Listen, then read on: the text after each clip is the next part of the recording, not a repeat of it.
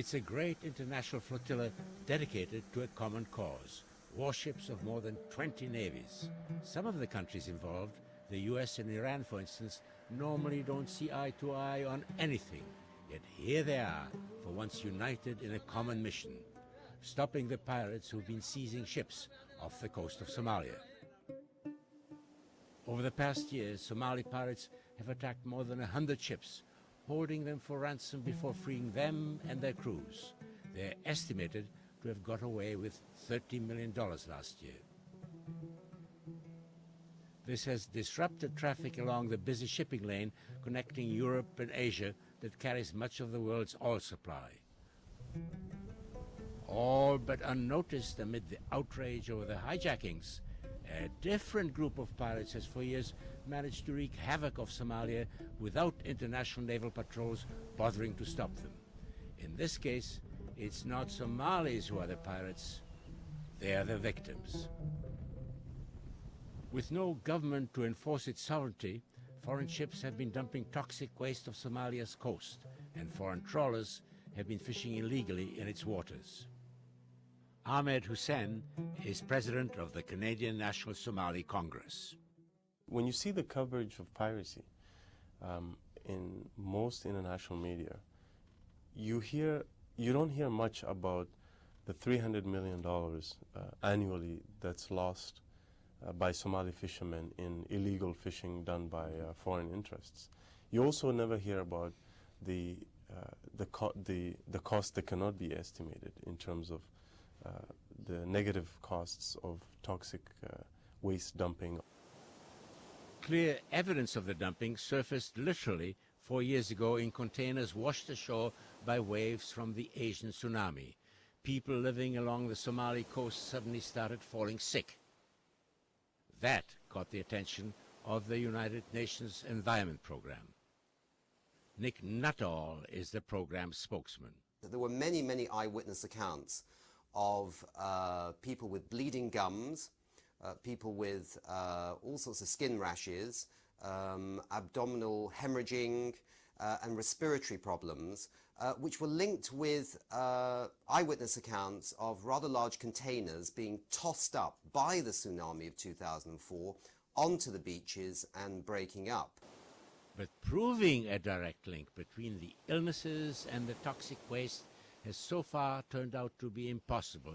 The UN did send investigators to Somalia, but the mission was a quickie, only 4 days, not enough time to definitively establish a link or to assess the extent of the dumping, never mind trying to determine who was doing it. The UN and others have been trying to get back in, but have found it too dangerous.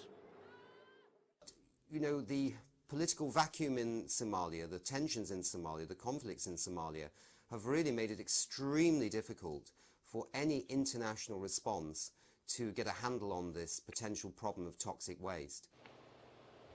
Somalia has indeed become a no-go zone. Its long, brutal civil war has reduced the country to the torments of never-ending violence, disease, poverty, and starvation. Outsiders who came to help have also ended up paying a price.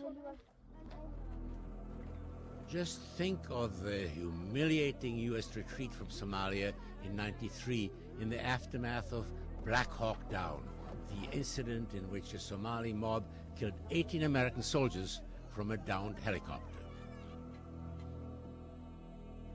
It is understandable that outside powers, having been bitten, are now gun-shy about trying to intervene.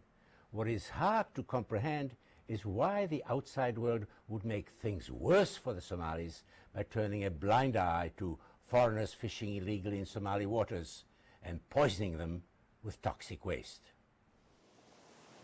Most of the damage may have been done by European ships, but Canada has also played a role, says Bruce Cox, Executive Director of Greenpeace Canada. Some of the toxic waste that washed up in Somalia was uranium. I mean, it shouldn't be lost on Canadians, that there's a 50-50 chance that the uranium is part of a life cycle that ends up in Somalia, but perhaps started in Uranium City in Saskatchewan. Whether it's uranium from Canada dumped on a Somali beach, or pillaged Somali fish, ending up as sushi in European restaurants, he says, is all part of the same problem. It is stolen fish, and a lot of times, I mean, the result is hunger. I mean, we are taking food out of the mouths of others. And, as can be expected, the starving people who've been robbed have retaliated with some plundering of their own.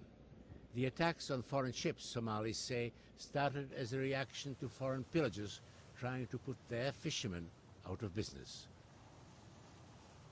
And so these Somali fishermen got angry and started to arm themselves and start to basically try to chase away these foreign trawlers who were wrongly fishing within the Somali territorial zone. In the absence of any authority, they saw themselves as acting as an informal coast guard. And after a period of time, the Somali fishermen had it, and they had started taking some of these vessels and demanding a tax. The amounts of money that they were starting to get from these fishing trawlers that were hijacked was so much that they put two and two together and figured, wait a second, why are we doing this small-scale fishing operation when we can start to make a lot of money? So it sort of started to dawn on them that they could turn this into industry, at least some of them. And so, you know, that was the beginning of piracy. The Somali pirates did it, at least in the beginning, out of desperation. The intruders who took over the fishing in their waters did it out of sheer greed. The illegal fishing brought in huge profits. There have been calculations done that you could perhaps dump a ton of toxic waste in Africa for about $8 per ton, versus the costs of, you know, safe disposal, say in Europe or maybe North America, of about $1,000 a ton. So there's a huge potential profit in such an illegal trade. It makes the $3 million paid to the pirates who held a Saudi oil tanker for 2 months look like chump change. Clearly, the international community is culpable to the extent that it may have allowed toxic waste to leave ports in developed economies and end up in a vulnerable community, in a vulnerable country like Somalia, with enough problems, let alone dealing with toxic waste. I mean, it's hypocritical to be saying that, you know, we have a force in there that is going after you know, pirates in order that we can carry on business as usual. The developed world has indeed turned a blind eye, so much so that we don't really know how much or even whether the pillaging is still going on in Somali waters. If it has stopped, you can be sure that the plunderers can find other vulnerable African coastal states in which to carry on their dirty business. That's Somalia's and Africa's tragedy and our shame. Joe Schlesinger, CBC News, Toronto.